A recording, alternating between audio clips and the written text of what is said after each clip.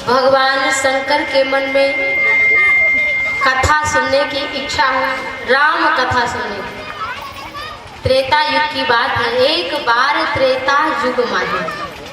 त्रेता युग की बात है, भगवान देवादिदेव महादेव तीनों लोकों के गुरु कथा सुनने के लिए इच्छुक, लेकिन कहाँ कथा सुनने जा रहे हैं? कैलाश की ऊंचाई को छोड़ा और दंडकारण्य कुंभज ऋषि के आश्रम पर कथा सुनने के लिए पधारे भगवान शिव। और कौन? संग सती जग जननी भवानी। उनके साथ में परिचय गोस्वामी तुलसीदास जी दे रहे हैं कि जगत की जननी पराम्बा भगवती सती मैया कथा सुनने के लिए साथ में पधारे। भगवान शंकर मानो कह रहे हैं विवाह जब तक नहीं हुआ अकेले कथा सुनो, ठीक है। पत्नी कहीं चली गई हो या ऐसी व्यवस्था हो तब तो अकेले ही सुनो, लेकिन यदि पत्नी संग में हो तो साथ बैठकर दोनों कथा सुनो। क्यों? क्योंकि एक को ज्ञान होगा, दूसरा ज्ञानी बना रहेगा। अरे सुनो दिन भर कथा, तो सुन लो, उसी से आपका जीवन चल जाएगा ना कथा से। क्या कथा? उसे कथा नहीं अच्छी लगेगी। इसलिए संबंध कहाँ बनाना चाहिए? विवाह करने से पहले संबंध वहाँ बनाना चाहिए, पहले कथा या हमारे विचार जैसे। कहते ना बहुत सुंदर जोड़ा है, बहुत सुंदर जोड़ा है। जोड़ा तो भैया दिख गया सुंदर, लेकिन मन कैसे जुड़ा होगा? मन कैसे जुड़ेगा? जोड़ा तो ऊपर से दिख गया, लेकिन मन नहीं जुड़ा अगर आपका तो पूरे जीवन भर रोते रहेंगे। इसलिए भगवान शंकर मानो कह रहे भैया कथा अकेले नहीं, अपने धर्म पत्नी के साथ में सुनना चाहिए। संग सती जग जननी भवानी। लेकिन देखो भाई, वही बात मैं बार बार कर रही हूँ, कोई भी व्यक्ति ना छोटा है ना बड़ा है, सब समान है। भगवान शंकर भगवान है, कथा सुनने के लिए अपनी प्रभुता का त्याग करके एक ऋषि के आश्रम पर कथा सुन रहे हैं। और भरद्वाज मुनि वक्ता कभी श्रोता की पूजा कभी नहीं करता, कभी नहीं। और किसी ग्रंथ में आपने नहीं पढ़ा होगा कि वक्ता ने श्रोता की पूजा की होगी। लेकिन शंकर जी कौन है? रामचरितमानस की रचना करने वाले, बनाने वाले, रामचरितमानस को लिखने वाले। शंभु की नया चरित सुहावा। तो भगवान शंकर ने ये कथा लिखी और लिखने वाला ही कथा सुनने आ गया है। जरा सोचिए, जिस ग्रंथ की रचना की जिसने, वही सुनने के लिए भाई हमें राम कथा सुनाओ। भरद्वाज जी करते क्या है? वक्ता उठकर श्रोता की पूजा करता है। क्यों? क्योंकि वो साधारण श्रोता भी नहीं है, भगवान शिव है और मैया सती है। तो उठ करके भरद्वाज कुंभज ऋषि ने पूजा की। कुंभज ऋषि ने माला पहनाया, चंदन आसन प्रदान किया। और भगवान शंकर कथा कैसे सुनते हैं? सुनी महेश परम सुख मानो कथा। लेकिन संग में आई तो सती मैया भी थी, लेकिन कथा सती मैया ने नहीं सुना। उनका केवल शरीर बैठा रहा, सुना केवल शिव भगवान। गोस्वामी जी ने लिखा तो कि संग सती, लेकिन जब लिखा तो सती महेश परम सुख मानो नहीं लिखा, बस केवल शिव को लिखा। सुनी महेश परम सुख मानो। सुना किसने? केवल शिव ने सुना। बड़ा सुख मानकर सती मैया ने सोचा कि जो हमारी पूजा कर रहा है वो क्या कथा सुनाएगा? कथा तो हमारे पति ने लिखी और ये कथा क्या सुनाएगी? अभिमानवश सती मैया जगत के लोगों को शिक्षा दे रही है, कथा नहीं सुनी।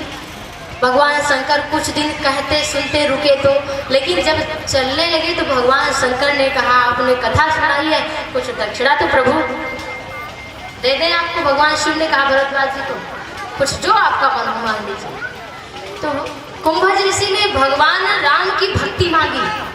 मांगी क्या? राम जी की भक्ति। ये कथा बहुत ध्यान से सुनना। राम जी की भक्ति वो भी शंकर से मांग रहे हैं।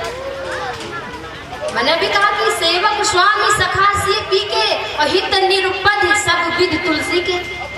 राम जी की भक्ति, अपना सामान भाई हमारा घर है तो वो तो चाहे तो किराए पर उठा सकता है, लेकिन उसका मित्र थोड़ी उठा सकता है, उसका संत सेवक थोड़ी भैया हमने उठा दिया था, साहब आप नहीं थे तो ऐसा थोड़ी होता है। लेकिन मित्रता कैसी होनी चाहिए, स्वामी सेवक का भाव। राम जी की भक्ति, भगवान शंकर से कुंभज ऋषि मांग रहे हैं कि मुझे राम जी की भक्ति दीजिए। तो कहीं संभ अधिकारी पाए, माने कि राम और शिव भिन्न है ही नहीं, एक है। तो राम जी की जो भक्ति है वो शंकर भगवान ने दक्षिणा में कुंभज ऋषि को दिया। कहीं संभ अधिकारी पाई। अच्छा, अधिकारी को ही सामान देना चाहिए।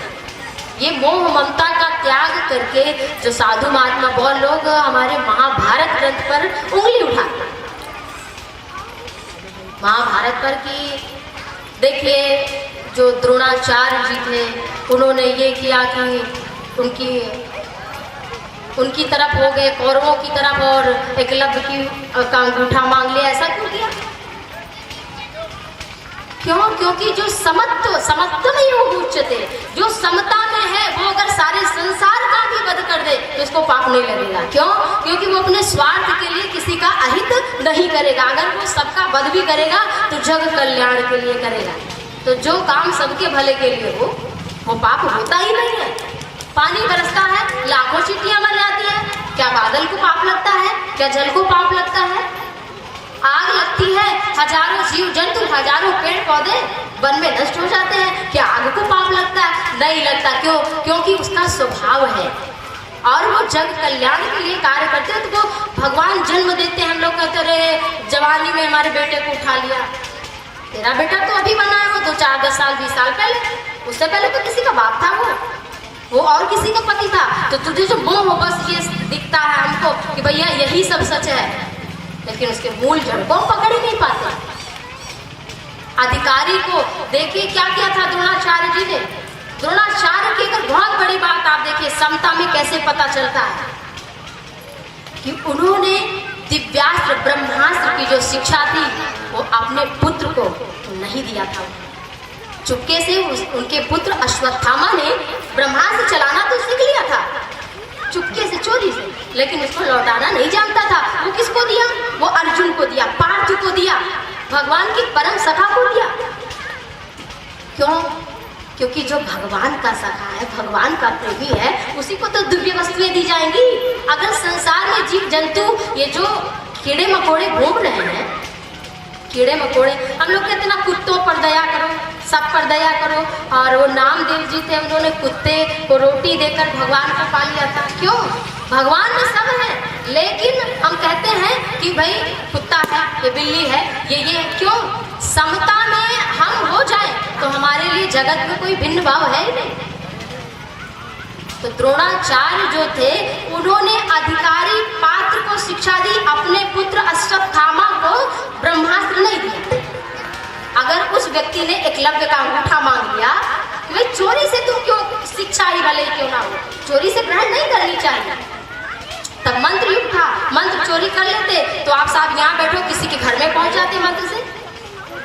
नारद जी को आप देखते हैं, सुनते हैं कि यहाँ थे वहां पहुंचे, किससे? तब मंत्र युग था। मंत्र की शक्ति कोई छीन ले, चोरी कर ले, उसका दुरुपयोग करते, वो कौरवों के पक्ष में एकलव्य हो जाता तो क्या होता? कितने ऐसे व्यक्तियों का गला काटता जो कि अपराधी नहीं थे, तो दूर दृष्टि वाले थे। और हमारे शास्त्र में कभी उंगली तो वही उठाते जो अज्ञानी है, जिन्होंने पूर्ण ना तो सदगुरु की शरण ग्रहण की, ना कभी शिक्षा ली, ना तो अध्ययन किया शास्त्र का, वही उंगली उठाते हैं। मैंने कहा ना वो व्यक्ति हारता ही नहीं था। क्यों? क्योंकि वो किसी की सुनता ही नहीं था। जो किसी की सुनेगा नहीं, किसी की मानेगा नहीं, उसको हराने वाला कोई है नहीं। तो भगवान शंकर ने अधिकारी जान करके कुंभज ऋषि को भक्ति प्रदान की। कहीं शंभु अधिकारी को, अधिकारी को हमें कोई भी चीज देना चाहिए। और फिर मुनि सन विदा मांग त्रिपुरारी, भगवान शंकर की महिमा देखिए। भगवान शंकर आए तो अपने मन से, लेकिन जब जा रहे हैं तो आज्ञा मांग, ये नहीं भैया हम जा रहे हैं जैसे यार नमस्कार बजता नहीं,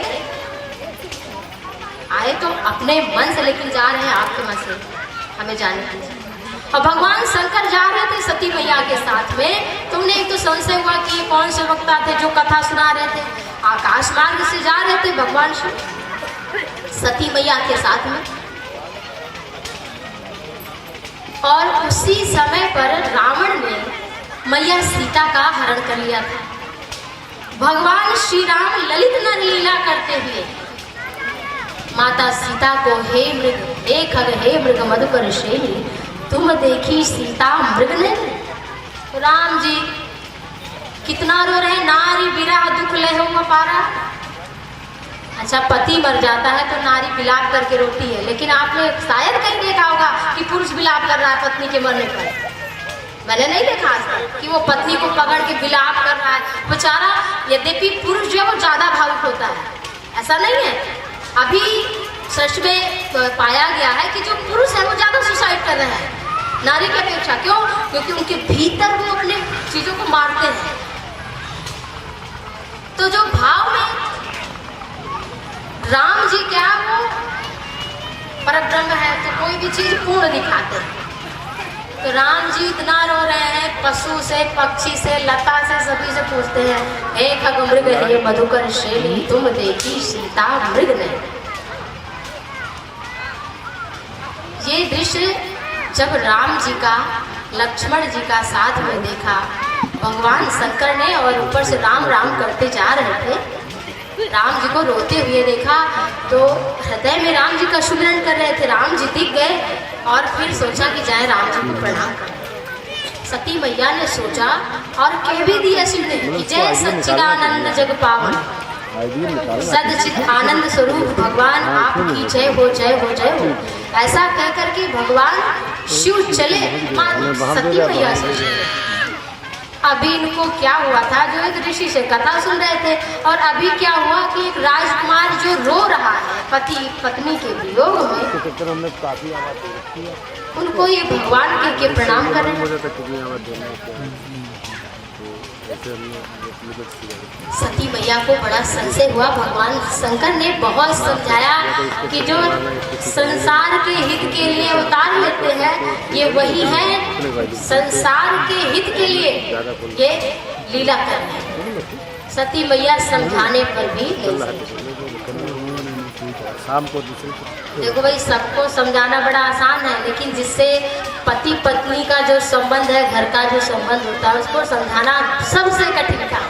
ऐसा है भाई, सभी को घरों में देखते आए हम। पति पत्नी को नहीं समझा सकता, पत्नी पति को नहीं समझा सकती। दुनिया को जज जो है वो मौत की सजा सुना करके पैर तोड़ देता है वहीं पे, लेकिन वो अपनी पत्नी को नहीं समझा सकता। होगा वहां के लिए जज जो बैठा होगा, और घर में आएगा तो जज घोड़ा बनेगा, नाती पोते घोड़ा बनेगा और पीठ पे बैठ के घुमाएगा घर में। तो जहाँ बहुत गहरा संबंध हो वहाँ लोग समझना नहीं चाहते। भगवान शंकर तो तीनों लोगों के गुरु हैं। सती मैया को बहुत समझाया, लेकिन लाग न गुरुपदेश जदपि कहो शिवबार बहु, बहुत समझाया भगवान शंकर ने। तो मैया सती नहीं समझी तो भगवान शंकर ने खुद को समझाया। संबंध के लिए बहुत अच्छा एक उपाय है आप लोगों के घर में, जब आप किसी को समझाओ वो ना समझे तो क्या करना चाहिए, खुद समझ लेना चाहिए कि अब ये नहीं समझेगा। यही सबसे अच्छा उपाय है। बेटे को, बेटी को, पति को, पत्नी को, सबको खूब समझाओ, लेकिन जब कोई समझे ना तो अपने को समझाओ, भैया ये नहीं समझेंगे अब तुम ही समझ जाओ ये बात। तो यही भगवान शंकर ने किया, अपने को समझा लिया और कहा देवी जाओ, अगर तुम मेरी बात नहीं मान रही हो तो जाके परीक्षा ले। अब भगवान कहीं परीक्षा से किसी को मिले। सती मैया ने चौथेपन तक, बुढ़ापे तक प्रतीक्षा की। दशरथ जी ने चौथेपन पाए सुचारी विप्र वचन नहीं कहो विचारी, तो चौथेपन में महाराज दशरथ ने राम जी को पाया। मनु शत्रुघ्न और रूपा को 10,000 वर्ष बीत गए थे, तब भगवान का दर्शन मिला था एक पैर पर खड़े होकर, और उन्हीं राम की परीक्षा सती मैया लेने के लिए जा रही है। और रूप कैसे बनाए, देखो भाई, रूप बनाना मैंने भी कहा कि कुछ ज़्यादा खर्चा नहीं है, 100-200 रुपया खर्च कर लो, बढ़िया बाबा बन जाओ, संत बढ़िया, तिलक खरीदो, माला दो, कुर्ता हो गया, है ना, बन गए संत। लेकिन चरित्र बनाने में जीवन लग जाता है, स्वभाव बनाने में जीवन लग जाता है। तो सती मैया ने क्या किया, सीता जी थी नहीं तो सीता मैया का रूप बना लिया, लेकिन बनाती तो भी ठीक था, बनाया कैसे? जब हम बनावटी बनते हैं तो ठीक से बन भी नहीं पाते हैं, बनावटी ही ठीक से बन कहाँ पाता है। सती मैया राम जी के प्रभुपद रेख रेख बिच सीता, धरती चरण मग चलत सबीता, सिय राम पद अंक बराए और लखन चलन मग दाहिन लाए। जानकी मैया राम जी के आगे कभी नहीं चली।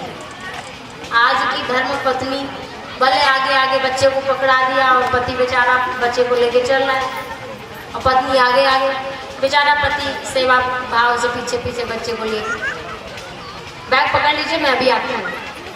लेकिन वहाँ वैसा राम सीता मैया ऐसी नहीं थी। सीता मैया कैसी थी, राम जी के पीछे सदैव चलती थी, और पीछे ही नहीं चलती थी, राम जी के पग चिन्हों के ऊपर अपने चरण को रखना अपराध समझती थी। प्रभुपद रेख रेख बिच सीता, धरती चलन मग चलती सबीता, और सिय राम पद अंक बराए, लखन चलन मग दाहिना। और लक्ष्मण जी दाहिने तरफ होकर चलते थे, पीछे तो चलते, राम जी आगे उनके चरण पग चिन्हों को बचाते हुए जानकी मैया, और उनके पग चिन्हों दोनों को बचाते हुए लक्ष्मण भैया चलते थे, लेकिन वो थोड़ा दाहिने ऊपर की पैर पर निशान पर हमारे चरण रखे। तो मर्यादा राम कथा क्या है, राम कथा मर्यादा, और जो आनंद मर्यादा में है। स्वतंत्रता का मतलब नहीं है कि हम बिगड़ जाएं। स्वतंत्रता हमें मिलती है, माता से मिले, पिता से मिले, गुरुजनों से मिले, समाज से मिले, लेकिन इसका अर्थ नहीं कि हम बिगड़ जाएं। स्वतंत्र का मतलब ही बहुत बड़ा है। स्वतंत्र तो होता है जो निर्विकार होता है, विकारों वाला स्वतंत्र नहीं हो सकता, वो तो कहीं ना कहीं फंस जाएगा, लोभ में, क्रोध में, काम में। तो सती मैया सीता जी का रूप तो बना लिया, लेकिन चरित्र नहीं बना पाए। राम जी जिस मार्ग से जा रहे थे लक्ष्मण जी के साथ, उनके आगे खड़ी हो गई जाकर के। श्री राम प्रभु जो परीक्षा लेने के लिए आए थे, तो प्रभु राम जी ने कहा हाथ जोड़ करके कि मैं दशरथ नंदन राम आपके चरणों में करता हूँ प्रणाम। और भगवान शिव कहाँ है, धर्म की ध्वजा को धारण करने वाले। सती मैया तो कांपने लगी।